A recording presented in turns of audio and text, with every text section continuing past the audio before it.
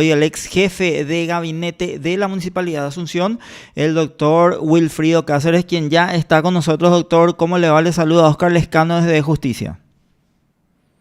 Oscar, muy buenas tardes, un gusto saludarte. A usted, doctor, le agradecemos muchísimo su tiempo. Bueno, y hoy con la realización de la primera sesión, la primera audiencia preliminar, al menos la primera jornada, nos gustaría Sí, saber cuáles fueron los incidentes que presentó. Usted se defiende a sí mismo, doctor, ¿es así?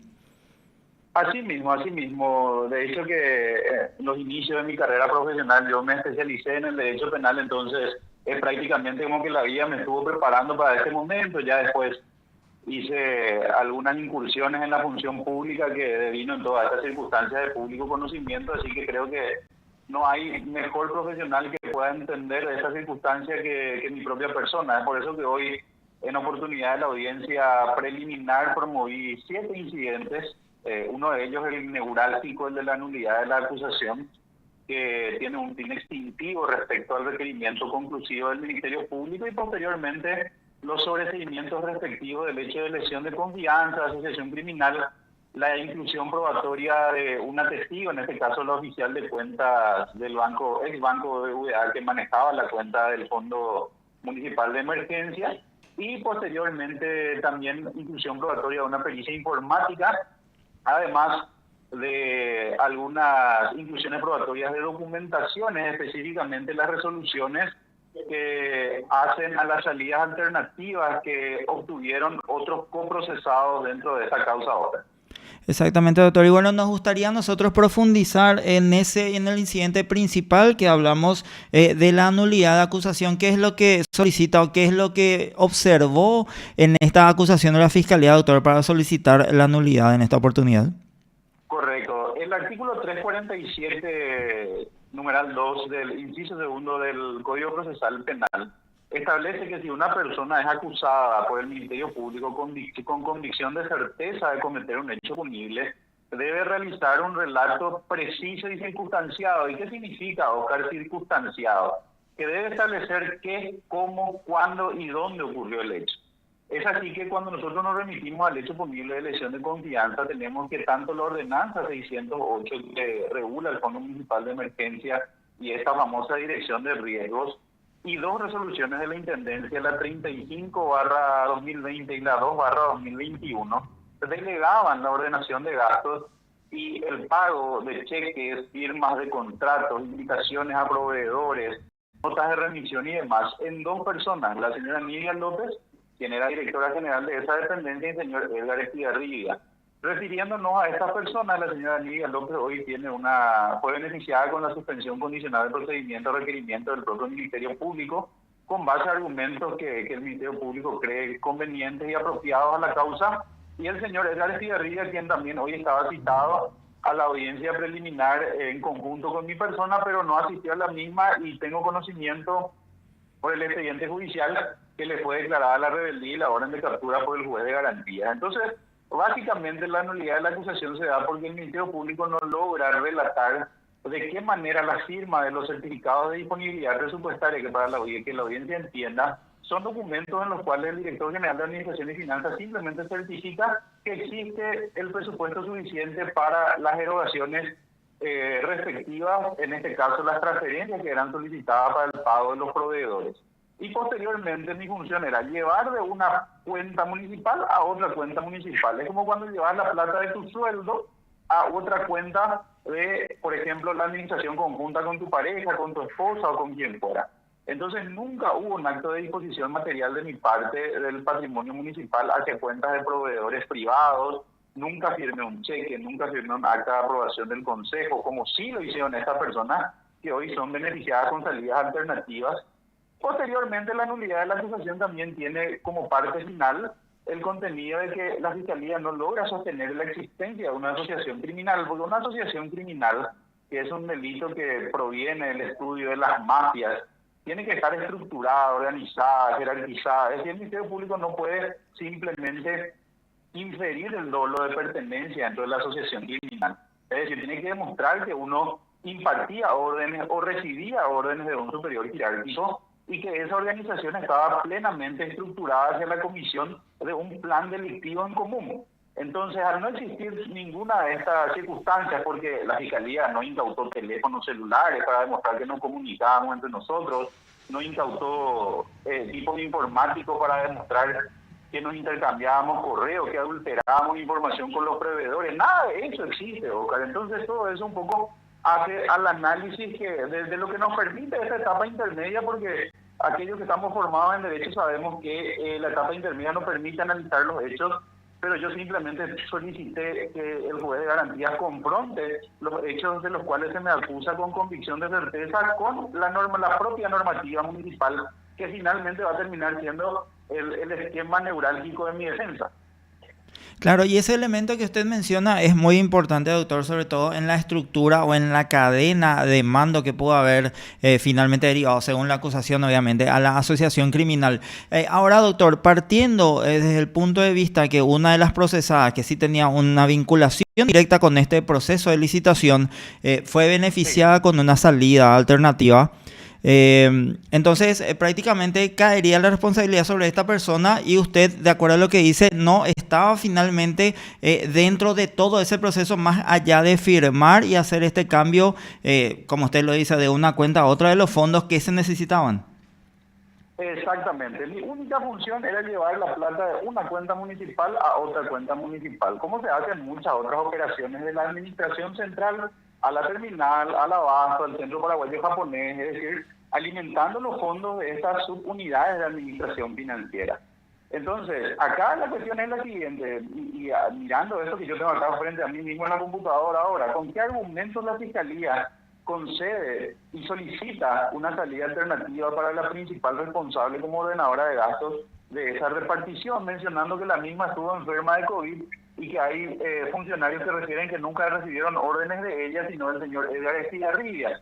Entonces, en tal caso, la Fiscalía no presume el dolo en el caso de la persona que sí firmó los contratos, que sí firmó los cheques, que sí firmó los documentos. Porque ¿qué harías vos, Oscar, si sos fiscal y tuvieras que concederle esta salida a una persona que no pudo haber participado del hecho por haber estado enferma o por no haber podido firmar esos documentos por haber estado enferma? Vas a tener que contrastar necesariamente esta información. La Fiscalía lo presume, y eso yo te puedo pasar la información propia del expediente, que si bien no es público, yo me hago responsable de esto. Entonces, para darle una salida alternativa al proceso, la Fiscalía no inquiere ni no deduce el dolo, pero para acusarme a mí sí lo hace. Es decir, porque en varias partes hoy de la manifestación del Ministerio Público decían que yo tendría que haber sabido de que esos productos no llegaron, porque ese es el eje neurálgico del tema acá. Los productos de procedencia francesa no pudieron haber sido provistos porque Genemer nunca los vendió a estas empresas. Correcto, ¿cómo yo podría saber eso? Es lo mismo que si vos fueras director financiero de la Municipalidad de Asunción hoy y firmaras un CDP para el pago de una obra que realiza una empresa que está pavimentando la ruta y ellos no están poniendo la cantidad de asfalto necesaria. El día de mañana eso se demuestra y vos serías responsable. Eso es el causalismo puro que en el derecho penal ya está permitido hace rato, de la famosa condicio sine qua non. Por supuesto, doctor. Entonces, aquí, entendiendo su función como ex administrador o jefe de gabinete, en este caso, doctor, y con todo esto que conlleva al proceso de licitación, ¿usted qué conoce? ¿Si estuvo adecuado o no a la normativa o hay sospechas de si efectivamente un perjuicio sobre esto, teniendo en cuenta que usted, de acuerdo a su planteamiento, no tendría nada que ver con esta causa, pero sí, obviamente, por su conocimiento dentro de la municipalidad? Por la delicadeza de la pregunta y sin dejar de responderte, mi querido Oscar, te voy a responder lo siguiente. El artículo 10 de la ordenanza 608/2015 establece que el director general de Administración y Finanzas es parte del consejo que aprueba la rendición de cuentas de esa dependencia. Wilfrido Cáceres nunca participó de ese consejo, nunca firmó un acta de rendición de cuentas de ese consejo, y con eso ya te respondo lo que me acabas de preguntar. Entendido, doctor, bastante claro. Y bueno, ahora hay que tener en cuenta que este juicio, así como otros que versan obviamente sobre instituciones públicas, generalmente están muy asociados con una carga política. Doctor, ¿usted cree que eso podría ser finalmente lo que impulsa el proceso en su contra? Claro, por supuesto, eso es categórico. O sea, ninguna persona puede es decirse de que, por ejemplo, los medios de prensa en el legítimo ejercicio de la información a la ciudadanía también tienen sus líneas y sus personajes del eje discursivo que son instaurados por las fuerzas fácticas del poder político. Entonces, yo no desconozco que soy un personaje, un pedazo de la historia de esa capital del país, pero bueno, tristemente célebre tendré que ejercer toda mi defensa con todos los materiales posibles. Y por fortuna, mira, si mañana me elevan a juicio oral, voy a estar muy feliz de hacerlo. Hasta que haría un festejo, porque recién en el juicio oral voy a tener la amplitud de poder darle este detalle a un tribunal de sentencia y decirle, mira la ordenanza, acá dice que yo no soy responsable, es fulano. Mira esta resolución, yo no soy responsable, mira estos documentos. Esa amplitud solamente la tenemos dentro del juicio oral y en esta etapa intermedia el juez no puede hacer eso.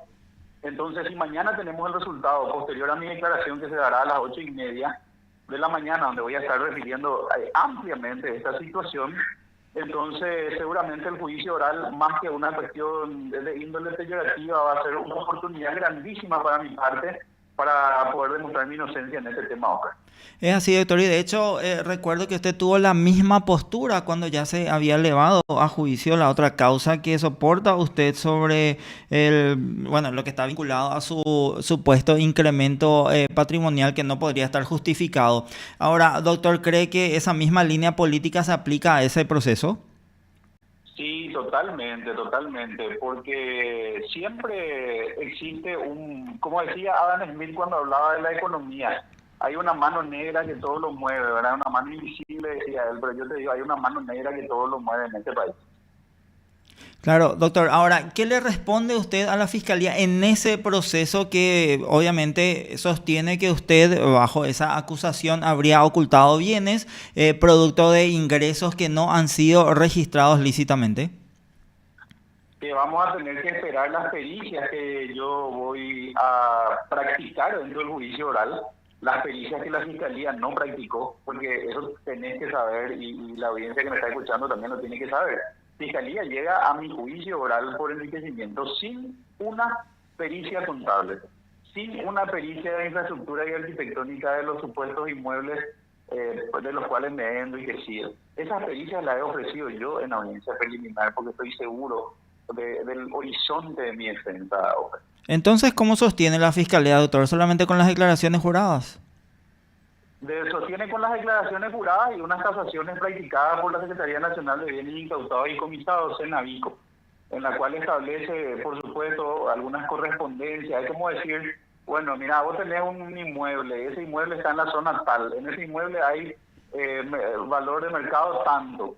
De ahí salen esos valores que justamente, como te repito, el juicio oral es el que únicamente me va a permitir con muchísima amplitud poder debatir esta cuestión ante un tribunal de sentencia. Y es más, te digo que esta es una lucha como, sinceramente, hoy en el ámbito futbolístico me siento como la albirroja versus Francia. Voy a entrar a jugar un partido contra un grande, ¿verdad? El sistema es gigante, vos sabes eso perfectamente. El poder político es gigante. Las intenciones de vincularme a un sesgo político del cual yo ya no tengo. Yo no hago vida política, hoy me dedico plenamente al ámbito del ejercicio profesional, al ámbito de la docencia con un emprendimiento que estoy llevando adelante.